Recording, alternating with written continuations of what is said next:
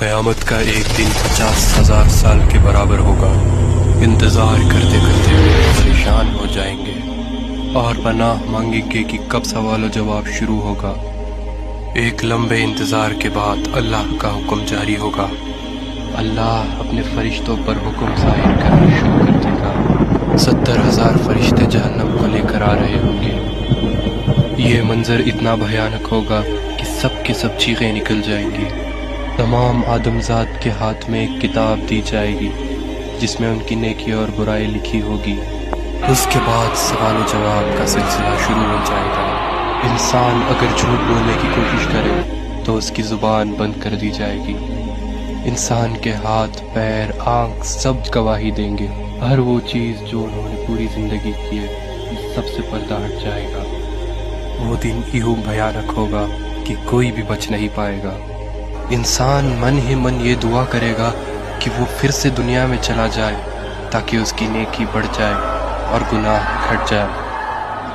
جب انسان اپنے والدین یا اپنے بھائی بہن سے نیکی مانگنا چاہے تو وہ اس سے انجان ہو جائیں گے۔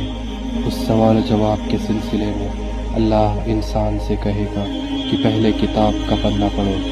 اللہ اگر اس سے راضی ہو گیا تو اس کتاب میں سے سارے گناہ معاف ہو جائیں گے۔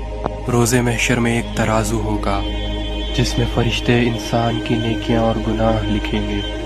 کچھ انسانوں کا گناہ یوں ہوگا کہ ایک پہاڑ کے برابر، کچھ انسانوں کی نیکیاں یوں ہوں گی کہ صرف ایک کنکر کے برابر۔ اللہ انسان کے اندر کا ایمان دیکھے گا۔ اگر انسان اپنی پوری زندگی میں یہ مانتا تھا کہ اللہ ایک ہے اور اس کے سوا کوئی معبود نہیں تو اس کی رحمت اس پر برس جائے گی۔ ان سب کے بعد انسان کو کل صراط کا راستہ پار کرنا ہوگا۔ یہ راستہ تلوار سے بھی تیز اور بال سے بھی باریک ہوگا۔ جس کے اخلاق اچھے ہوں اور ایمان تیز ہو ان کے لیے یہ راستہ آسان ہوگا، اور جس کا ایمان کمزور تھا وہ سیدھا جہنم میں جائے گا۔ کل صراط پار کرنے کے بعد اللہ کا حکم ہوگا کہ لوگوں میری جنت میں داخل ہو جاؤ، ایک خوبصورت جنت جہاں پر دودھ کی ندیاں بہہ رہی ہے۔